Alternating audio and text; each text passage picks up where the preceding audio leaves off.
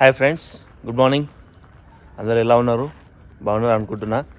So friends, ఈరోజు నేను సరస్వతి పుష్కరాలకు వెళ్తున్నా. మా ఊరు తూప్రాన్ నుంచి కోమటి సంఘం ఉంది. ఆ కోమటి సంఘంతో లాస్ట్ టైం కుంభమేళకు వెళ్ళినట్టు ఈసారి కూడా సరస్వతి పుష్కరాలకి వెళ్తున్నాము. బస్సు మాత్రం సేమ్ ఉంది. లైక్ మేము కుంభమేళకు తీసుకెళ్ళిన బస్సే ఈసారి కూడా సరస్వతి పుష్కరాలకి సేమ్ బస్సు మాట్లాడినాము. వీడియోలో కనిపిస్తున్న అతని పేరు కొవ్వూరి శ్రీనివాస్. ఇతను కోమటి సంఘం అంటే తూప్రాన్ కోమటి సంఘానికి ప్రెసిడెంట్. వాళ్ళు ఏం చేస్తారంటే ఏ యాత్రకి వెళ్ళినా ఎక్కడ వెళ్ళినా ఇతని చేత పూజ చేపించి యాత్రని ముందుకు తీసుకెళ్తారు.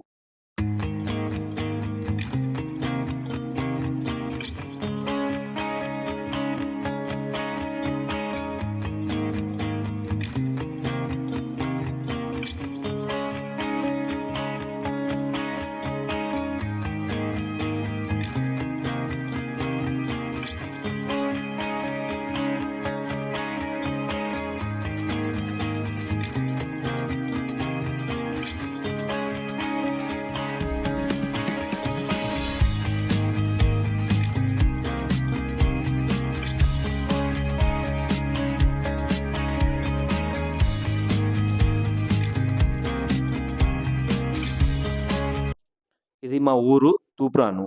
సో కోమటోళ్ళు ఏం చేస్తారంటే వాళ్ళకి కనిపించిన ప్రతి పెద్ద టెంపుల్ దగ్గర ఆపేసి కొబ్బరికాయలు కొట్టి ముందుకు తీసుకెళ్తూ ఉంటారనమాట. సో ఇక్కడ మేము బస్సులో కూడా పూజ చేపించాము, అగరబత్తులు ముట్టించాము. సో డ్రైవరు చెప్పాడు, అగరబత్తులు ముట్టియండి, సో పూజ చేసినట్టు ఉంటుంది వెహికల్లో కూడా అని చెప్పేసి అన్నారు. సో అక్కడ ఒక శివాలయం కనబడుతుంది, పెద్ద శివాలయము, ఊర్లో ఉన్న పెద్ద శివాలయము. అక్కడ కూడా ఆ కోమటి శ్రీనివాస్ అనే అతను కొబ్బరికాయ కొడతాడు, చూడండి. ఇది నాచారం నరసింహస్వామి టెంపుల్ అన్నమాట. చాలా ఫేమస్ టెంపుల్. మీరు గూగుల్లో వెతికినా కానీ నాచారం గురించి చాలా ఇన్ఫర్మేషన్ వస్తుంటుంది. సో అక్కడ కూడా బస్సును ఆపేసి అక్కడ అక్కడ కొబ్బరికాయ కొట్టేసి మేము ముందుకు బయలుదేరుతాం అన్నమాట. సో చూడండి, వాళ్ళు కోమటోళ్ళు భక్తికి మారుపేరు అన్నమాట. సో చాలా పూజలు, చాలా వ్రతాలు చేస్తూ ఉంటారు. అందుకోసమే నాకు కోమటోళ్ళతోటి వెళ్ళాలంటే చాలా ఇంట్రెస్ట్గా అనిపిస్తుంది. అసలు వాళ్ళతోటి ప్రయాణాలు చేస్తుంటే మీకు తిండి కానీ, దేవుని ప్రదర్శనలు కానీ, దర్శనాలకు కానీ ఎటువంటి ధోకా ఉండదన్నమాట. చాలా సూపర్ ఉంటుంది, చాలా ఎంజాయ్మెంట్ ఉంటుంది, మంచిగా ఉంటుంది. మార్నింగ్ 6 అవుతుంది. అక్కడ కొద్దిగా వాతావరణము, అక్కడ వ్యూ నాకు మంచిగా అనిపించింది వెళ్తుండగా. సో క్యాప్చర్ చేద్దామని చెప్పేసి క్యాప్చర్ చేశాను.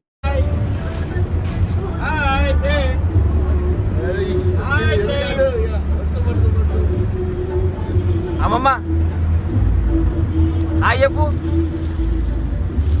హాయ్ చెప్పు, హాయ్ చెప్పు.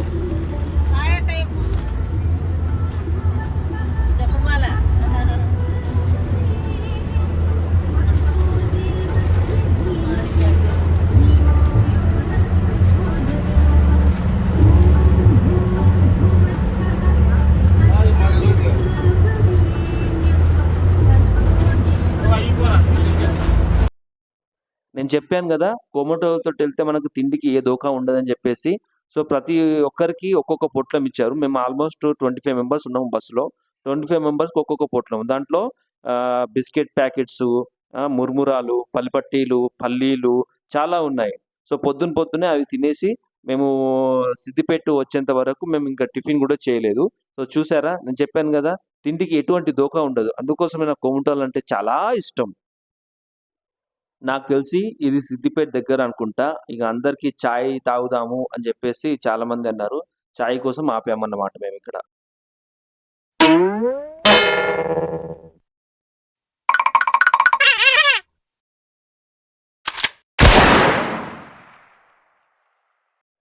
మేము మధ్యలో వెళ్తుండగా గోదావరి కనిలో బొగ్గులు తువ్వే గని కనిపించింది. సో క్యాప్చర్ చేద్దామని చెప్పేసి నేను క్యాప్చర్ చేశాను. అసలు నేను ఫస్ట్ టైము మనం సినిమాలలో, టీవీలలో చూడడం తప్ప ఎక్కడ రియాలిటీ చూడలేదు.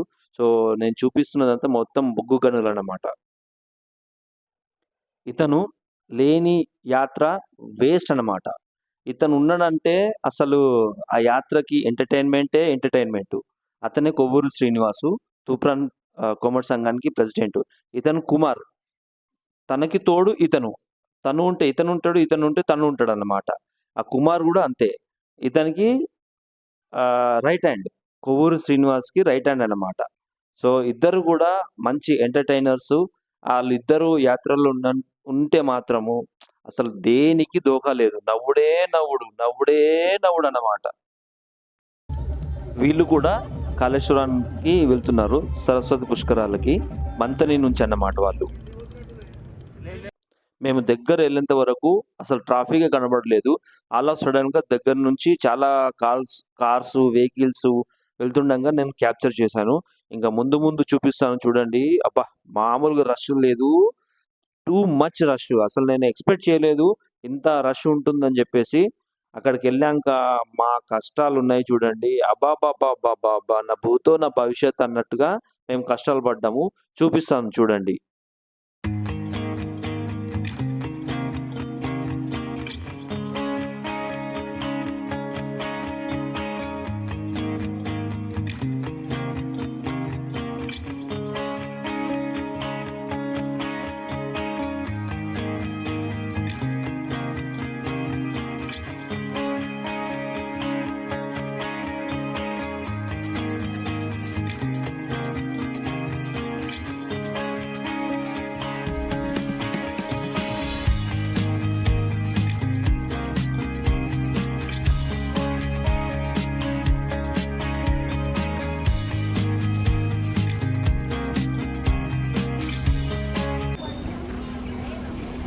కాళేశ్వరానికి వెళ్తున్నాం మేము. కాళేశ్వరానికి కాలినడకతోటి దర్శనం చేసుకోవడానికి వెళ్తున్నాం భక్తులం మేము ఇద్దరం. స్నానానికి ఆడ చాలా ప్రాబ్లం. పుష్కర స్నానానికి ఇగో ఎంత ట్రాఫిక్ ఉంది. Hi almost 15 kilometres.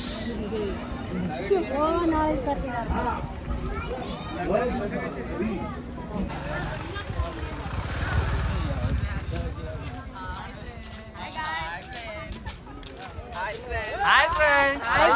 Bye friends. Bye.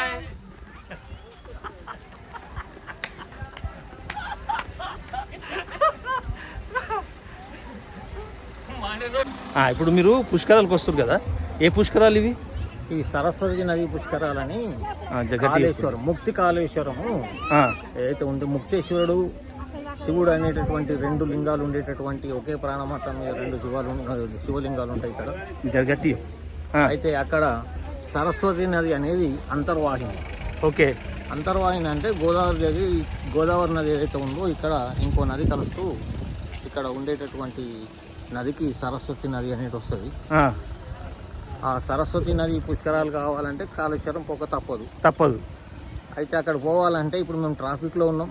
ఇంచుమించి 8-10 కిలోమీటర్లు నడవాలనుకుంటున్నారు. 8-10 కిలోమీటర్లా? 8-10 కిలోమీటర్లు దాదాపుగా ఉంటుంది. అంటే ఇప్పుడు మీరు ఎట్లా వచ్చారు? మేము వెహికల్ వచ్చినాం. మేము 20 మెంబర్స్ మాల్దా తీసుకొని వచ్చినాం. అందులో నేను ఒకని కదా, అందులో మీరు ఒకరు, నేను కూడా ఉన్నా, ఫ్యామిలీ. మేము అందరం వస్తున్నాము. కాకపోతే ట్రాఫిక్ అనేది ఫుల్ ఉన్నది ఇక్కడ. మరి వ్యవస్థ అనేది అక్కడ ఎట్లుందో తెలియదు, కానీ ఇక్కడ మాత్రం ఏమి పోలీసు వాళ్ళు కానీ ఎవరు కానీ లేరు. ఇక అన్ని 2 లైన్స్ 3 లైన్స్ ఉన్నాయి. ఇప్పుడు ఒక క్వశ్చన్, కుంభమేళకి దీనికి ఎంత డిఫరెన్స్ ఉంది? ఏమేమి డిఫరెన్స్ ఉంది? కుంభమేళాలో అక్కడ ప్రభుత్వం కానీ పోలీసు వాళ్ళు కానీ వాలంటీర్స్ కానీ ఏర్పాట్లు బాగా చేసారు. మరి ఇక్కడ టెంపుల్ దగ్గర ఏం చేసారో తెలియదు, కానీ ఇక్కడికి వెళ్ళాలంటే చాలా ఇబ్బందిగా ఉన్నది. ఎండగా ఉన్నది, మామూలుగా ఎండ లేదు, అడవి ప్రాంతం కాబట్టి చల్లగా ఉన్నది, ఉక్కపోత ఉంటది. దాంట్లో సెట్ అయిపోతుంది. ఈ అడవికి, చెట్లకి, గాలికి, ఇవి ఉడకపోతకి మనకి కొద్దిగా అడ్జస్ట్మెంట్ చేసుకోవచ్చు. కాకపోతే ఇక్కడ హోటళ్ళు కానీ ఇంకా తినుబండారాలు కానీ ఏం లేవు. ఒక్కొక్క కార్లో వచ్చిన వాళ్ళ దగ్గర నీళ్ళు అయిపోయినాయి. ఇప్పుడు నీళ్ళు అమ్మేటోడు బాటిల్ తీసుకొచ్చి 100 రూపాయలకు అమ్మినా కానీ 100 రూపాయలు కాదు, ఎక్స్ట్రా ఇంకో 100 ఇచ్చి తీసుకునే పొజిషన్ లో ఉంది ఇప్పుడు ఇలా పరిస్థితి. అయితే మరి 8 కిలోమీటర్లు 10 కిలోమీటర్లు నుంచి ½ కిలోమీటర్ అట్లా వచ్చేసినాం. అవునా? ఇంకా 9-10 కిలోమీటర్లు పోవాలంటే ఎట్లయితుందో ఏం సంగతి తెలియదు. ఓకే, సో ఇప్పుడు ముందు పోతుండగా పరిస్థితి ఏంటి అనేది మనం చూసుకుంటూ చెప్పాలి ఇక. అయితే ఇక్కడ సరస్వతి నది పుష్కరాలంటే 3 నదులు ఉంటాయి. 2 నదులే ఉంటాయి. 2 నదులు కలిసి ఒక దగ్గర అయిపోతాయి. 2 నదులు ఒక దగ్గరకు వచ్చేసి ఒకటిగా అయిపోతాయి. ఓకే. నది. అయితే దీనికి నిరూపణ కావాలి అంటే సింపుల్ ఏంటంటే మహిళలు జడేసుకుంటారు. ఆ, ఆ మహిళలు జడేసుకున్నప్పుడు 3 పాయలు తీస్తారు. ఆ. 3 పాయలను జడేస్తే మనకు 2 కనపడతాయి. ఓకే, అవును అవును బయట అవును నుంచి చూస్తే 2 పాయలు కనపడతాయి, 3 పాయ కనపడదు. అవును. ఈ నది కూడా పుష్కరాలు కూడా అంతే. అంతర్వాహిని అనేది 3 పాయలు ఉన్నా కానీ 1 పాయ మాత్రం కనపడదు, 2 పాయలు మాత్రమే కనపడతాయి. దాన్ని ఏమంటారు, త్రివేణి సంగమం అంటారు. బాబా ఏమన్నా ఎగ్జాంపుల్ చెప్పిరా మీరు? త్రివేణి సంగమం అంటే అదనమాట. బాబా సింపుల్. నీకు త్రివేణి సంగమం గురించి అర్థం చేసుకోవాలంటే 3 పాయలు తీసినటువంటి జడ ఏదైతే ఉందో, ఒక నిమిషం. 3 పాయలు ఏవైతే ఉన్నాయో ఆ 3 పాయలు తీస్తే జడ 2 పాయలుగా ఏ విధంగా కనపడుతుంటుందో ఇది కూడా గంత. Okay okay. ఇప్పుడైతే మనము నడుచుకుంటూ పోతూనే ఉండాలి. ఇంకా ఎంత దూరం ఉంటుందో తెలియదు. దాదాపు 8 కిలోమీటర్లు అంటున్నారు. అంతే. కానీ ఆడికి పోయిన తర్వాత 8 ఉంటుందా, 9 ఉంటుందా, 10 ఉంటుందా తెలియదు. ట్రాఫిక్ ను బట్టి ఇక్కడ ఎట్లా పడతాయి ఇట్లా భోజనాలు చేస్తున్నారు. తప్పదు ఇంకా. ఎవరంటే ఇంకా వాళ్ళు చిన్నపిల్లలు ఉంటారు, పెద్ద మనుషులు ఉంటారు, బీపీలు ఉంటాయి, షుగర్లు ఉంటాయి, టాబ్లెట్లు తీసుకొచ్చుకుంటారో లేదో.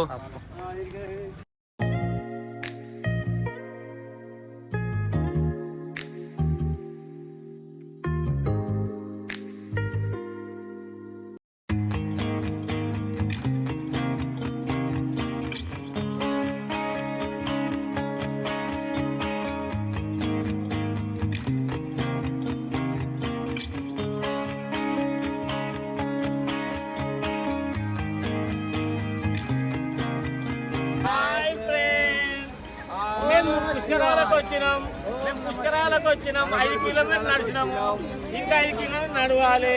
Hi friends, bye bye bye. సరే బాయ్ బాయ్ బాయ్.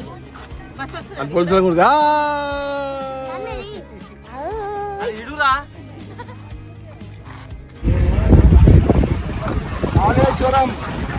కాళేశ్వర కష్టాలు.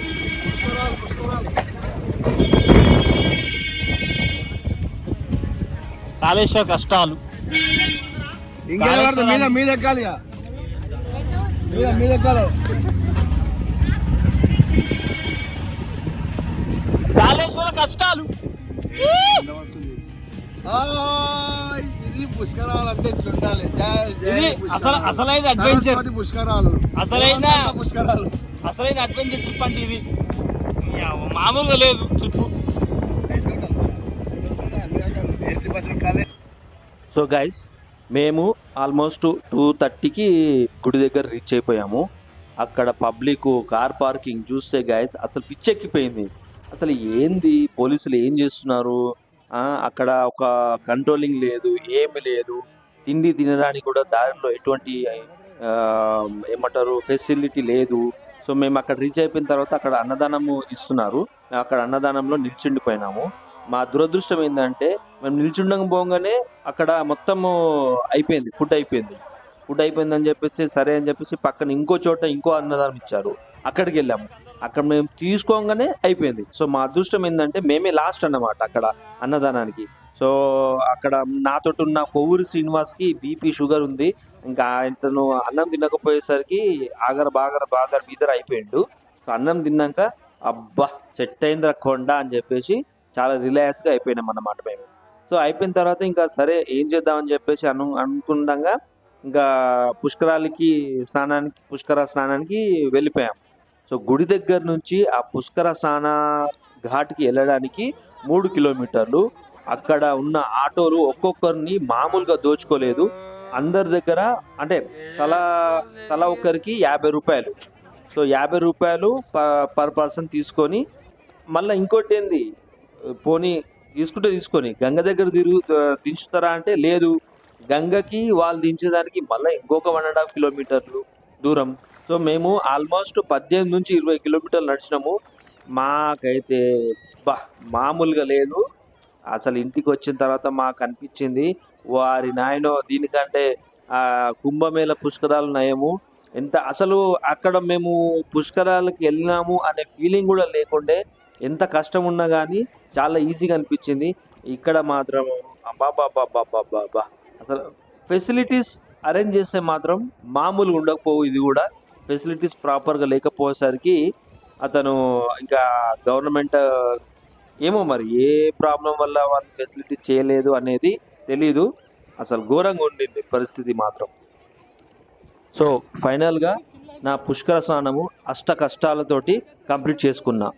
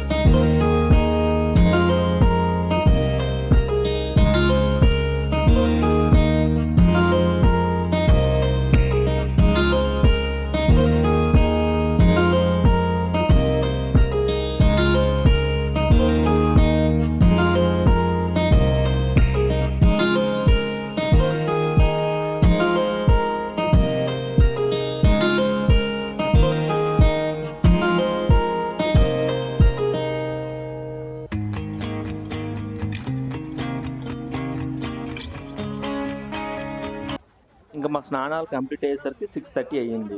ఇంకా మేము అనుకున్నాము మనకు దర్శనం అవ్వదు, ఎందుకంటే మధ్యాహ్నం చూసేసరికి చాలా రష్ ఉండే. ఇంకా స్నానాలు అయితే కంప్లీట్ అయిపోయినాయి, మా పుష్కర స్నానం అయితే కంప్లీట్ అయిపోయింది. సో ఇంకా మేము గుడికి రీచ్ అయ్యేసరికి నాకు తెలిసి ఈవినింగ్ 7:15 అయింది. సరే ఒకసారి ట్రై చేద్దాము, అక్కడ అడుగుదాము, పబ్లిక్ని అడుగుదామని చెప్పేసి అడిగాము. వాళ్ళు ఏమన్నారు, 15 నిమిషాలలో దర్శనం అయిపోతుంది అన్నారు.